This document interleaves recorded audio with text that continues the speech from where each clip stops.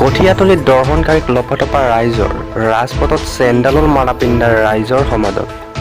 নিজৰ ভতিজাকক দৰ্শন কৰাৰ অভিযোগ বাবলা নায়ক নামৰ ব্যক্তিৰ বিৰুদ্ধে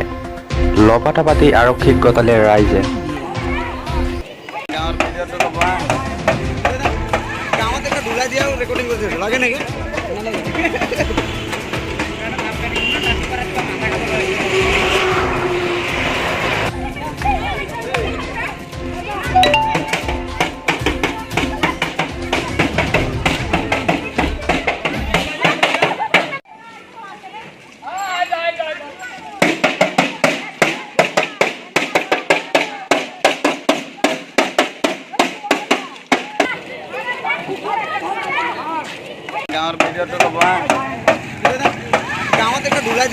কৰি থৈছো লাগে নেকি ভতিজা ছোৱালী হয় তাই মানে গাঁৱত এখন পূজা হৈছিলে এই পূজা হৈ আছিলে তেতিয়া মানে এখন গামোচা মানে তাৰ পেহীয়ে লৈছিলে পেহীয়েকে লৈ পেলাই ঘৰত এৰি থলে গামোচাখন আনি নিদিলে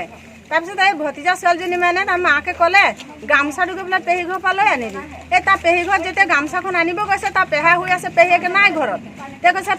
পেহী ক'ত গ'ল বুলি কৈছে কৈছে তোমাৰ পেহী নাই নহয় ঘৰত কৈছে আপুনি কিয় হৈ আছে বোলে মোৰ প্ৰেছাৰ উঠিছে তাৰ প্ৰেছাৰ উঠিছে বুলি কওঁতে তেতিয়া সি ক'লে যে মোক প্ৰেছাৰ উঠিছে মা বোলে মোক ভাত অকণ দেচোন বোলে খাবৰ কাৰণে পানী দে এই ছোৱালীজনী ভাত দিছে পানী দিছে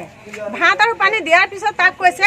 আপুনি পেহা ভাতটো পানীটো খাই পেলাই আপুনি পালেঙত শুব লাগে তলত শুব নালাগে প্ৰেছাৰ থকা মানুহ ছোৱালীজনী পেহাকক কৈছে তেতিয়া সি কৈছে পেহা মই যাওঁ বোলে গামোচাখন ক'ত আছে এই গামোচাখন বোলে আলনাত আছে বুলি ক'লে এই গামোচাখন যেতিয়া আনিব গৈছে তেতিয়া সেই ছোৱালীজনী মানে ৰেপ কেছ সি কৰিছে জানেনে এই বাবলা